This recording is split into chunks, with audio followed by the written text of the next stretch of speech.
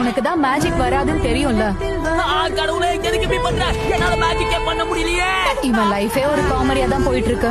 இந்த வயசுல கூட இவனால மேஜிக் பண்ண முடியல. உன்னோட பிறப்பே அப்படிதான் எனக்கு தோணுது. அதனாலதான் உனக்கு கிரிம்வார் கிடைக்கல. அது உனக்கு தான் புரியல. இந்த உலகத்துல எல்லாமே மேஜிக்கா இருக்கும்போது அந்த மேஜிக்ல உனக்கு ஒரு துளி கூட கிடைக்கலனா என்னடா அர்த்தம்? உனக்கு எந்த தகுதியும் இல்ல. நீ ஒரு வெத்து வேட்டு. நான் உனக்கு மேஜிக் பண்ணவே வரல. அப்படி இருக்கும்போது கிரிமோர் எப்படி அவன் கையில கிடைக்கும்?